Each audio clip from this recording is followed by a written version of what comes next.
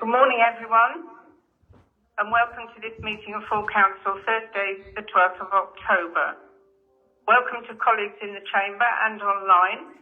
To members of the public and the press, a very warm welcome as well. Due to weather disruption, we have quite a few colleagues attending online, and so if you find that your virtual hand is not recognised, please feel free to use your real one. Thank you. So we start as usual, please, with declarations of interest. No? Anyone online? Not that I think that matters so much, presumably. Right, minutes of the previous meeting on pages 1 to 8, please. To confirm as a correct record, the minutes of the meeting of the Council of the Isles of Scilly held on the 12th of September. Those minutes. Thank you. Right. Can we vote to approve those minutes, please? Anyone voting against? Abstaining? No, then they are passed. Thank you. The next item on the agenda is the Chairman's announcement. The Chairman of Council is attending online and has a statement to make. Councillor Francis, good morning. Good morning, Vice Chairman. And everybody in the chamber and online. My apologies for not being able to attend full council today. Your Chief Executive, Paul Masters, and I attended the Islands Forum in Stornoway this week, Isle of Lewis, and unfortunately had severe travel disruption up there as well as down here, so consequently I'm not able to get back to Scilly today. We met with the chairman of the forum, the Right Honourable Michael Gove, Secretary of State for Levelling Up Housing and Communities, in order to discuss and take forward the government allocation to us of £48 million for the provision of new ships to serve the islands, and along with the affordable fares and freight costs that we require. I urge the Secretary of State to keep our allocated levelling up funds on the table, and in light of that we will be bringing our updated and completed business case to full council in November, which, if approved, will be submitted to government. We also heard about the shared difficulties and issues from other UK island communities and resolved together positive steps for improvements and solutions. I was particularly impressed and pleased with the support and interest received from so many for Scilly on our case for Scilly by so many of the other council leaders and chief executives and indeed MPs.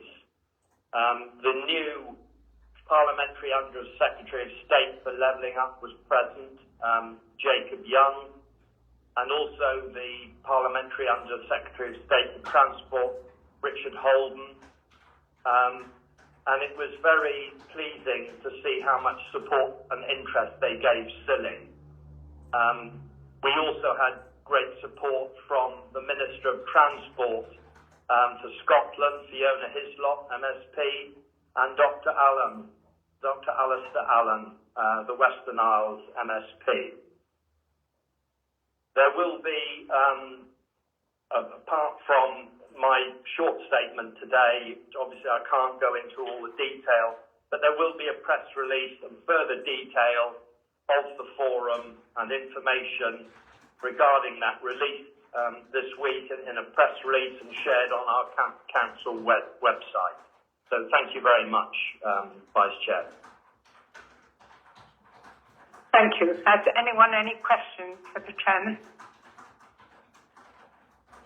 Right. Thank you, Chair. Agenda item 4, questions understanding order 14. There are none. Agenda item 5, to consider reports from committees. There are none. Item number 6, to consider motions in accordance with Standing Order 12. There are none. And urgent items, I have none. So we move on to part 1, reports requiring a decision, and item number 8, is planning application P/23/060 land to the north of the cemetery at Old Town. The report of the Chief Planning Officer, Lisa Walton. Good morning, Lisa. Thank you. Yes, thank you, and good morning, everyone. So this application is brought to members as the application is made by the Council of the Isles of Scilly and relates to council operations. The use proposed results in this is a field to the north of the existing church at Old Town. The use proposed results in some clearance around the site, including overall improvements to general access and clearance and preparation of the site. Overall, however, the use of the land is considered to be compatible in this relatively rural landscape and relates well to the existing cemetery at Old Town. Members will note the pre-commencement condition that requires a written scheme of investigation to be approved and for preparation trenches to be monitored for archaeological potential. Subject to this condition being addressed and as part of the implementation of this permission, the application is recommended for approval. Thank you. Councillor Marcus. Yeah, thank you. Firstly, I'd like to apologise to members for not organising a pre-meet on this application. It's remiss of me. Lisa, it says that one of the respondents likes a geophysical survey. Is that just out of scale for the application, for this application? Yeah, so a geophysical survey would be one way of finding out if there's likely to be anything under the ground of any significance. But the heritage impact assessment that the council had done suggested that would actually not be beneficial. In this case, the conditions are such that it probably wouldn't reveal anything. So we went back to Cornwall Archaeological Unit, who advised planning, and they are satisfied that as long as observations are made when the clearance trenches are dug, that would be sufficient to understand the potential for below ground archaeological remains. Okay, and then in paragraph 39, you talk about adding an informative to the recommendations about the Environment Agency. Is that about groundwater? Yeah, so there are a lot of notes in the Environment Agency's consultation response, so I would probably translate those into an informative to make sure the department are aware. Okay, so I'm happy to propose the addition of that informative and to propose the recommendations as well. Councillor Bedford. Thank you, Lisa. Thank you, Dan. It was just a query. As you know, we've had an email from somebody that was concerned about a memorial wall, a plaque for people that have either lived here or would like some sort of memorial to them. I say passed on, and that's not going to be a problem, is it? Yeah, so I am aware that there are some discussions going on about the capacity for memorial plaques within the cemetery, and that might be at its limits, but it wasn't included in this application because you could erect a wall within certain parameters within the cemetery without needing planning permission anyway. So I understand that the infrastructure team are going to be kind of sorting that as part of preparing this trench, so be kind of sorting that issue independently of this. You tell me. Thank you, to better reassure the public that we'll be concerned about that. Thank you. Any other comment? We have a Councillor Marcus with approving the recommending approval. Have we got a seconder? Councillor Peacock, thank you. The recommendations which we'll take together are that members grant planning permission for the reasons set out in the report and in accordance with the conditions set out at Appendix A, and that members delegate to the Chief Planning Officer the making of minor changes considered appropriate to the conditions set out in Appendix A. So all those in favour? That's unanimous, thank you. Thank you, Lisa. Moving on to item 9. Item 9 is the audit plan for 2023, introduced by the Section 151 Officer, Russell Ashman. Good morning, Russell. Good morning, Chair. Good morning, members. Yes, today we're bringing to you the audit plan for the year 23. It is later than normal. I don't know whether members are aware, but obviously there is some issues at the moment nationally with external audit of local authorities.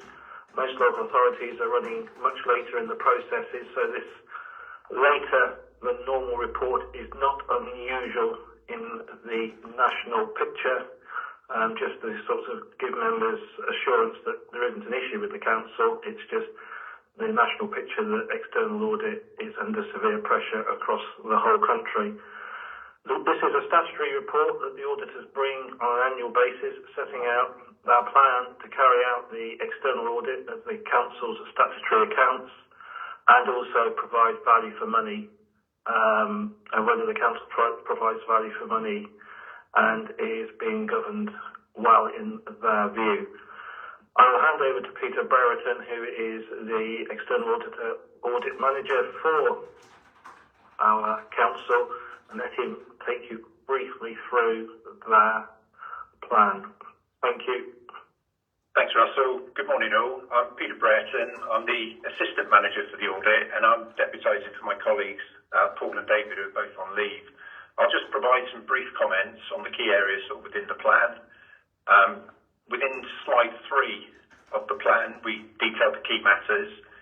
This highlights some national and local challenges, but also highlights a strong financial position of the council as reported in the 2022-23 financial statements. And this is despite the very challenging environment you're operating in. So that, it's been a successful year for you. I'll move on to slide 6, and I'll probably spend most of my time talking through slide 6, as that summarises everything that's within the remainder of the plan. The slide highlights the significant risks identified by the audit team. Those risks requiring special audit attention, as they're the risks where we feel there's the greatest risk of material error. And these follow the significant risks identified in the previous years.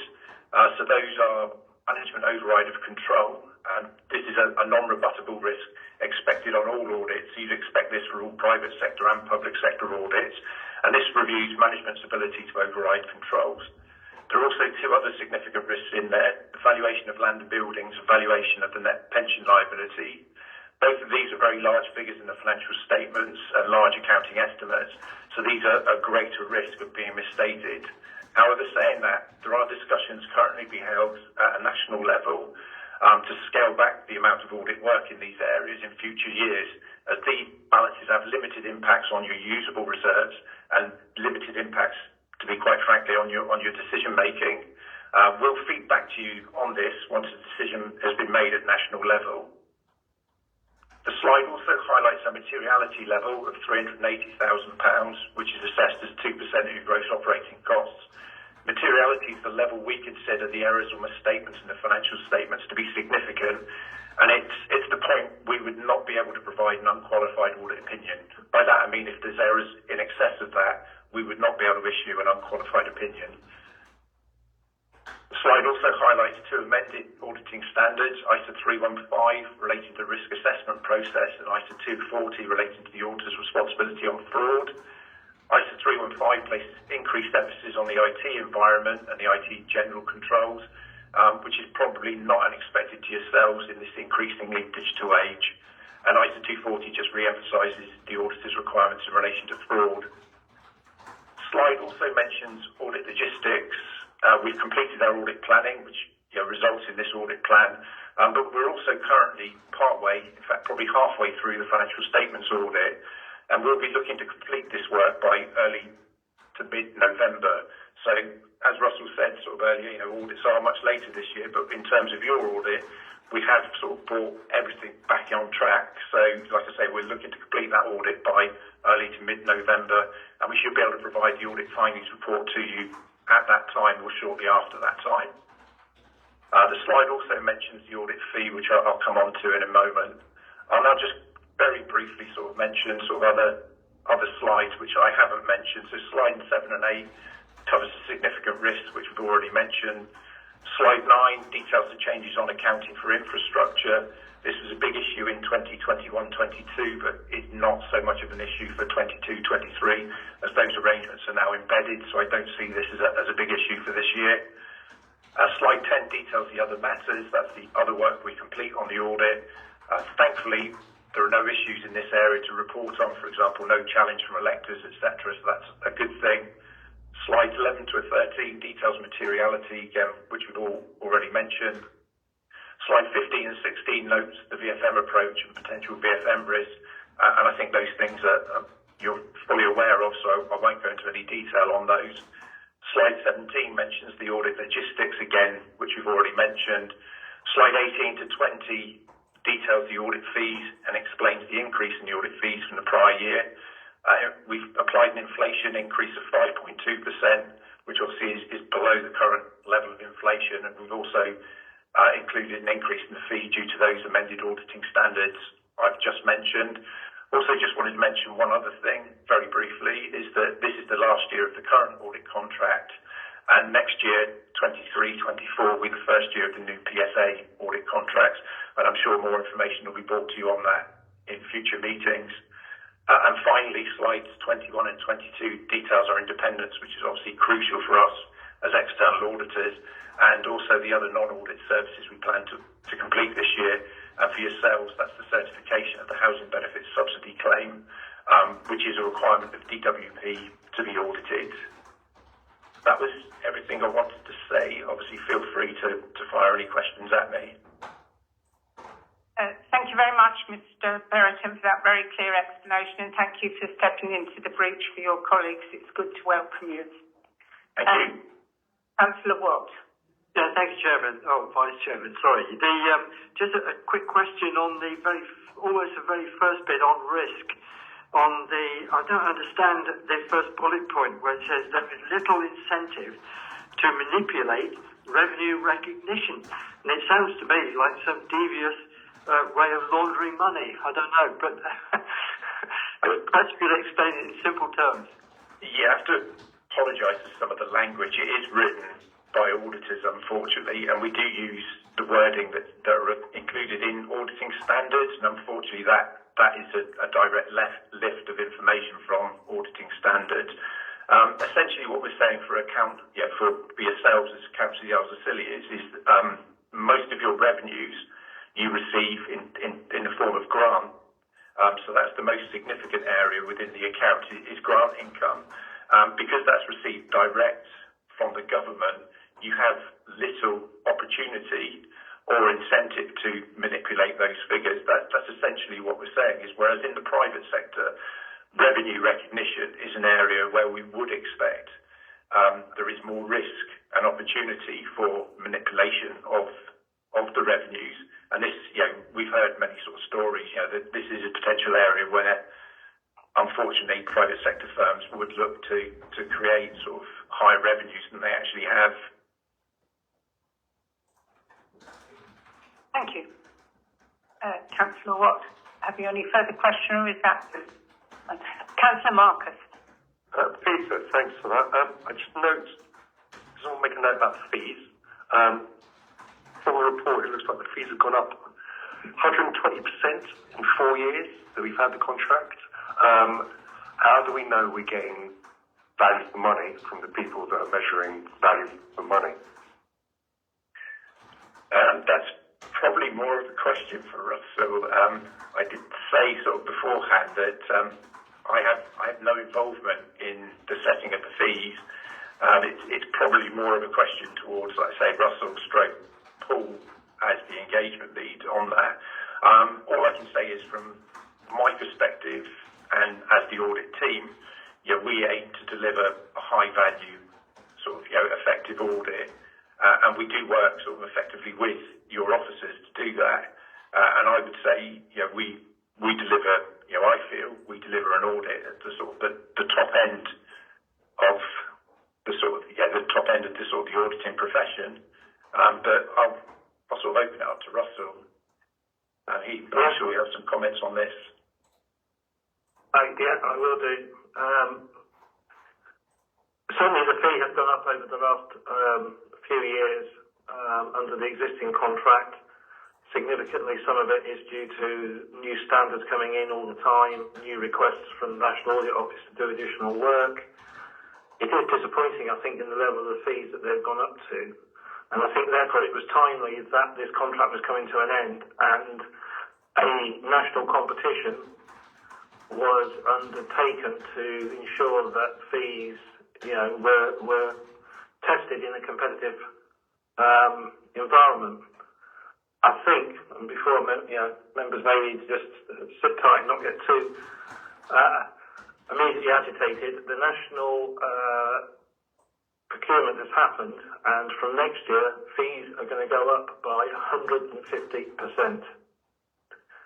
So it has been tested in the market, and it actually shows that, in theory, it shows that the existing fees are actually well under the market rate for audit.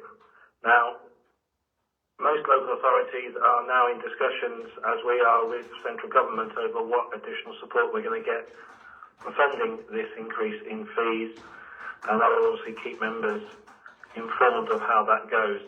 The increases in the last 2 or 3 years, some of the increases due to the auditing standards, we have received additional funding for central government to help mitigate some of those increases. As I said, the real test is usually when you put this out into a competitive forum, which has now happened, and it shows a even bigger increase that we'll be looking at for next year. Thank you very much, Russell. Councillor Bedford.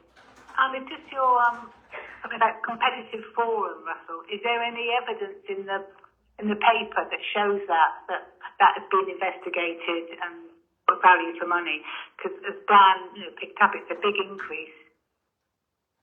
Yeah, we've been seeing big increases. Look, in comparison, we think we've had big increases over the last couple of years, mainly down to the new standards. As I said, we have received additional money from the government to reflect that. But the national procurement, which is for pretty much all 300 plus councils up and down the country, was, I think, a lot of local authorities and Section 151 officers are pinning their hope on that would provide a competitively priced scenario going forward. But it just goes to show that the average increase is 150%. So the prices that we have, the increases we have seen, pale into insignificance compared with the increase in fees that we're going to be seeing in the next couple of years. Thank you. Any other questions? Right, the recommendation then we'll take, which is that members have now reviewed the proposed audit plan and ask such questions of the Council's auditor as required. Can I have a proposer for that, please? Councillor Sims, and a seconder. Councillor Mumford. All those in favour? That's unanimous. Thank you very much. Thank you, Mr. Berriton, again. Thank you. Moving on to agenda item 10, we now have performance management framework, a report of the Chief Executive. Mr. Martin. Thank you, Vice Chairman. Morning, members. Yes, the report before you today is a high-level report pulled together by officers to try and clearly show where the roles and responsibilities lie between officers, members and various committees for the overseeing the performance of our council. It also tries to address, recently there have been some comments from members about the ability to openly challenge performance reports in council, so that's covered as well. I'd also make note, Vice Chairman, that there is a new department formed by government to have a look at the performance of local authorities across the country, and therefore I thought it was timely for us just to write down exactly how this council seeks to keep a good overview and firm hand on the performance of the authority. It also seeks to address, in last year's external audit report, there wasn't a formal recommendation, but there was a comment that the council should consider strengthening its performance management arrangements. So it's trying to get ahead of the curve of that issue from the external audit report. More importantly, from my perspective, members, I think as an authority, whilst we do undertake all the things that you would expect, such as service planning and performance reports and reporting to council, sometimes those are not always in step in terms of the annual calendar. So I've tried to outline an annual calendar so we can be clear, both officers and members, when reports should be prepared and when they should come to council. The most significant being that officers with lead members start work on their service plans much earlier, so that those service plans themselves can inform the annual budget setting arrangements of the council. So hopefully that will allow a much more robust approach to budget setting for the council. Perhaps the one thing that members might want to consider is I've made a suggestion in consultation with the Vice Chair about how members in effect hold each other to account or support each other. This is an approach that is done in a number of authorities, so it wouldn't be unique to us. But it is quite common that the Vice Chair, as is the case in our council, has lead member responsibilities for finance and performance and risk. And therefore I'm suggesting, in consultation with the Vice Chair, that the Vice Chair meets lead members every 6 months just to check in on progress against their service plans in order that we can see if there are any matters that are beginning to bubble up or any areas that need support, particularly as we get into the budget cycle. The other thing that I think I've missed off the list, which I'll add, I think Councillor Marcus raised it, is that the consultation with the public, the statutory consultation with the public on setting the budget, would be probably better done in December ahead of the actual setting of the budget in February. So if members are so minded, we can add that in as well. So as I said, Vice Chair, is to try and clearly lay out the roles and responsibilities for members and officers and committees in performance management, and to lay out an annual calendar of performance oversight and report preparation. Thank you. Thank you, Paul. Questions? Councillor Bennett. I was a bit confused by the lead member and number 2, to meet with Vice Chairman every 6 months to report on progress. And he did try and explain that about, giving feedback every 6 months. If there's any bubbling up issues, I think you said. I think 6 months, in regard to what happened at Park House and the Care Quality Commission report, I'm a bit concerned about the 6 months. And, we should have actually had information a lot sooner rather than actually hearing about it from an inspection report. So I don't quite understand the every 6 months and how relevant that is to the progress. Thank you, Councillor Bedford. I mean, you also see in the report that I'm saying, and I know it does happen with the majority of members, but that lead members meet their officers for their particular areas of responsibility every month in order to track progress. So there should be a monthly cycle of looking how things are going with lead members, and of course there is a lead member meeting every month as well, where issues can be raised between lead members and the chairman.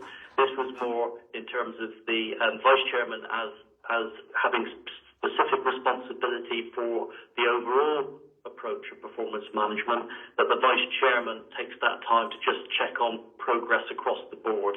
I think trying to do it more than, you could do it quarterly, for example, but I think you're beginning to put quite an onerous amount of work in, for the Vice Chairman and lead members on top of what would already be expected every month. I hope that helps. Thank you. Councillor Marks. Thank you. Yeah, totally support formalising and strengthening any kind of support and supervision arrangements for members. It's really good that we get held to account and that communication channels are opened and organised. Just a couple of questions about this. I'm not sure where the chairman sits in these roles and responsibilities, so that would be good to flesh out. Also, the reports and supervision documents, are we going to have a pro forma? Are they going to be available to people to read? Is it like an employee-manager kind of relationship. And I just wonder whether we need to do some more work about the Office of Local Government, of the new Office for Local Government, what stats they're collecting, and make sure that we are focused on those rather than duplicating and creating work for ourselves when we don't need to. So I wonder whether we need to amend the recommendation just to say that we keep this under review and give us some flexibility in the future. So, sorry, Paul, lots of comments there, questions. All very welcome, thank you, Councillor Marcus. Taking them in reverse order, I suppose. I think, yes, it would be very sensible for the Council to review its performance management arrangements every year, I would suggest, and to see whether or not the things that you are looking at are working well, or whether you need to do any amendments or tweaks. So I think that would be a sensible approach. I think, yes, it would be sensible for me to take an action, working with Tom, to put together a performer for those lead member and vice chairman meetings so that they're done in a consistent way. In all the other councils that I've worked in, those sort of meetings are more internal meetings than external, because of course there is also the quarterly performance reports that come to council anyway, where issues can be raised. So I wouldn't necessarily think that those need to be turned into public reports, but you could consider that as part of your review. And the issue of the chairman, I think the chairman's responsibilities are for the council as a whole. It is quite normal for the vice chairman with lead member responsibilities for performance, finance, risk, etc., to take this role on behalf of the council. So you could change it, but I think the chairman's role is sort of wider for the whole council as opposed to this particular piece of work, which is around performance, risk, finance, etc. But that would be for council to decide. And lastly, in terms of this new office, as you say, I am already working with that office about the unique circumstances that face the Isles of Scilly, particularly where some of the measures that the government is intending to use don't work for us because of our scale. So that piece of work is still ongoing, Councillor Marcus, and I will continue to do my best to make sure that where we are different from the rest of the councils, that's recognised, but where we aren't, that we certainly have that data to be able to share nationally. So maybe we can, okay. Thank you very much. Thank you. Councillor Mumford. Thank you, Chairman. Paul, I was just wondering why the Governance Committee wasn't listed on here. Well, I thought that you could add the Governance Committee in terms of looking at the process overall, but this was relating to performance management, which is a whole council function, as well as scrutiny in terms of oversight. So I didn't see specifically that the Governance Committee needed to do so, other than perhaps looking at the overall process that Councillor Marcus has just referred to. Okay, thank you. Before we take the recommendation, I would just say that I very much regard this as a work in progress. We have to start somewhere, and this, I think, is a good framework for starting, because as the requirements, as the Chief Executive has said, from central government rain down, it may be that we need to amend what we do at a local level. So it's very much a starting point. Councillor Francis, did you wish to comment on this particular item before we take the recommendation, or are you content? I'm content. Thank you very much, Vice Chair. Just aware that when people attend virtually, you have to make sure that everyone can have input. Thank you. Moving on to the recommendation then. Councillor Marcus, you wish to make an amendment? Or are you just... We could do maybe answer recommendation 2 could be reviewed at Governance Committee annually. Fine. So, Councillor Guy. I'll second the recommendation. Fine. So if we take the amendment first, is everyone content that we have a second recommendation to review annually, Governance Committee. So can I have a proposer for that second recommendation amendment? And a seconder, thank you. So can I have a vote on the fact that we can have a second recommendation to send to the Governance Committee for review? That's unanimous, thank you. And then the full recommendations 1 and 2 taken together, that members approve the performance management reporting timeframe and associated roles and responsibilities of members and officers, and confirm that performance reports and service plans from now on will be considered in part 1 of council meetings, and number 2, that this will be reviewed annually at the Governance Committee. So can I have a proposer for that? Councillor Marcus, second to Councillor Guy. All those in favour? That's unanimous, thank you. Thank you very much, Chief Executive. Moving on to item 11, we are now considering the appointment of the Chief Executive and Head of Paid Service, and at this point, our 151 officer has indicated that he will be leaving the meeting, and I think indeed he has. So I would like to ask Tina Blackwell, our Head of HR, to lead this, please. Thank you, Vice Chairman, and good morning, members. So following a recruitment process that included a national recruitment campaign, robust assessment of experience, skills, capability and organisational alignment through a number of personality profiling, long listing, which also included a technical interview conducted by the Local Government Association, on-island workshops, which also included stakeholder, staff, member and management team panels, and finally a formal interview carried out by the appointments panel.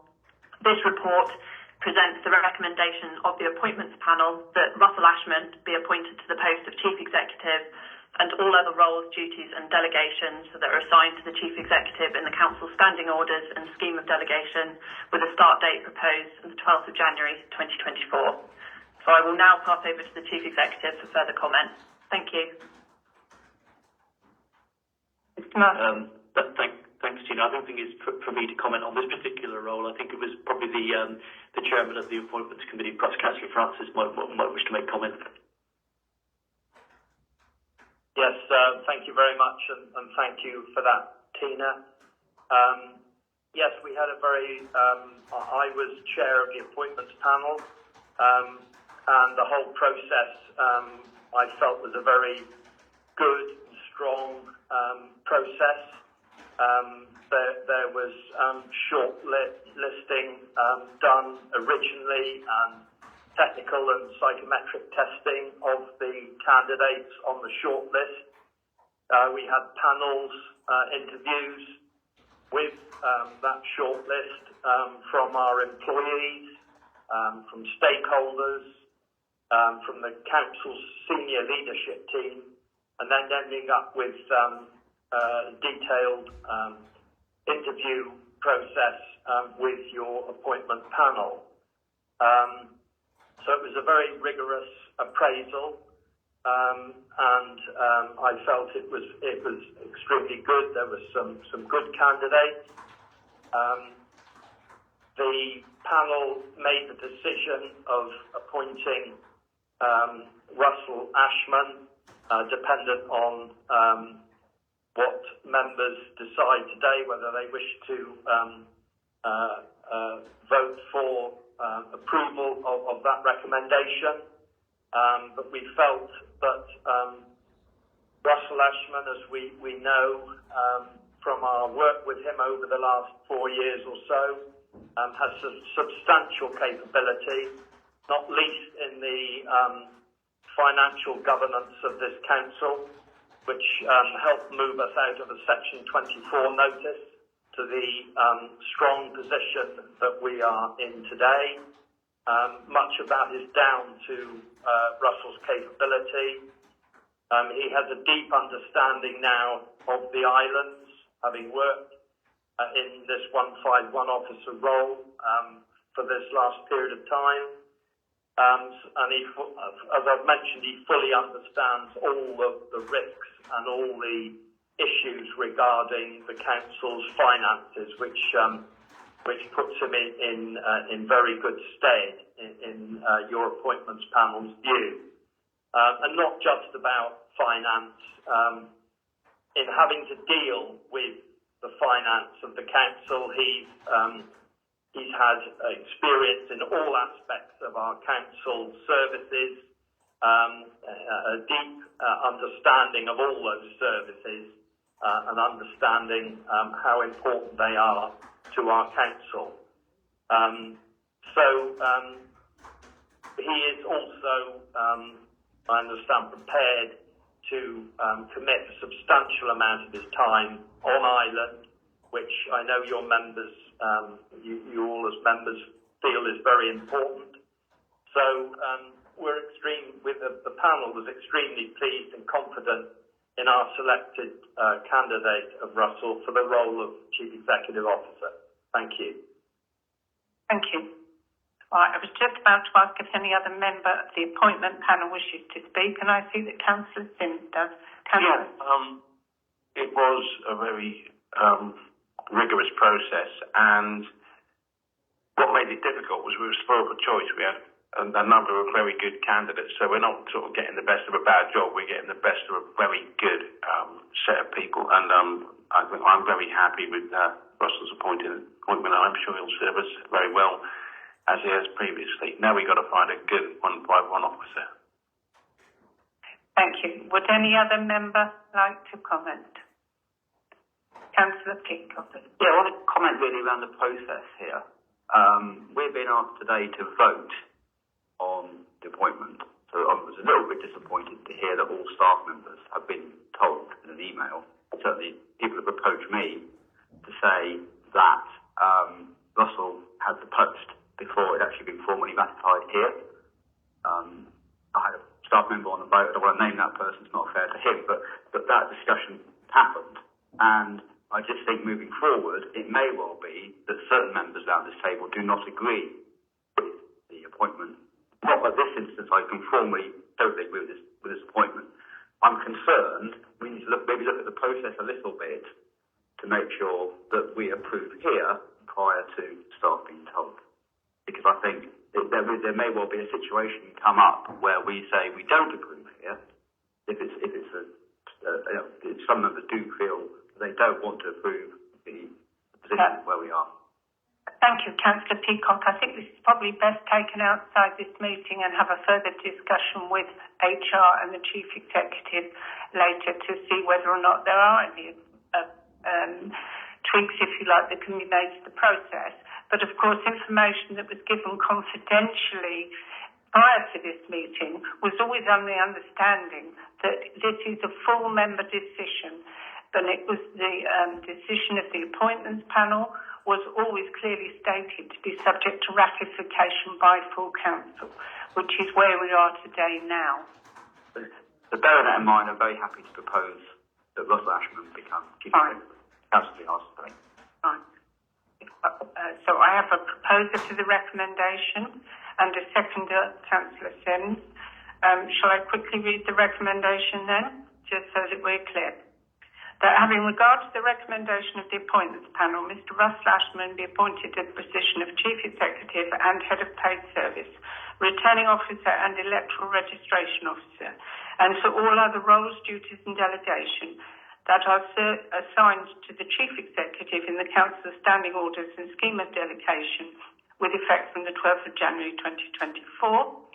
And recommendation 2, that the appointment be remunerated in accordance with the Council's approved salary level of £112,611 per annum for Chief Executives on a full-time basis, subject to termination on 3 months, written notice on either side.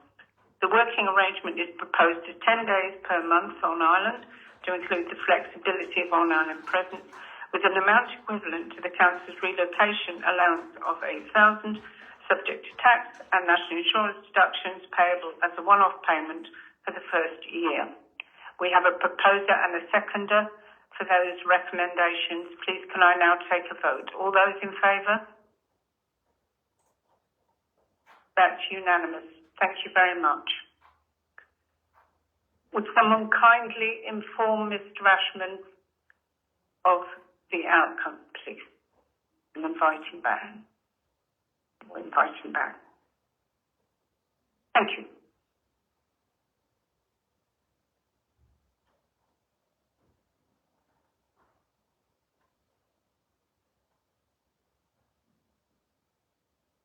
Just wait a moment or two so that we can make a formal congratulations.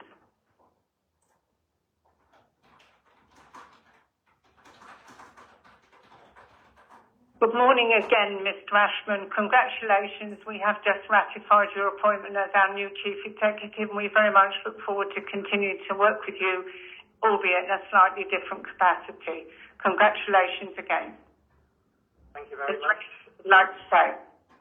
Yeah, I'd like to thank members for appointing me and putting their faith in me for the next few challenging years that we're going to have. But as with all challenges, there are going to be opportunities and rewards as we go through this challenging time.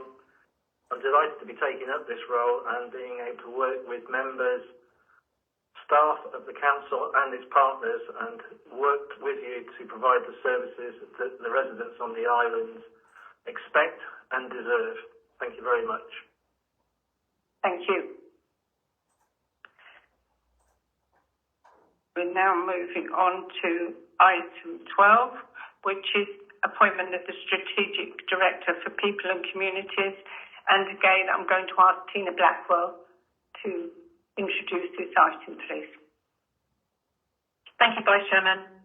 So members will be aware that following the completion of a recruitment process, again, that comprised a thorough process, including a national recruitment campaign once again, robust assessment of all the candidates' experience, skills and capability, and again, organisational alignment, including leadership profiling, long listing, again, a technical interview conducted by the Local Government Association, on-island assessment comprising of workshops with members, stakeholders, and also including representatives from the Five Islands Academy and the management team.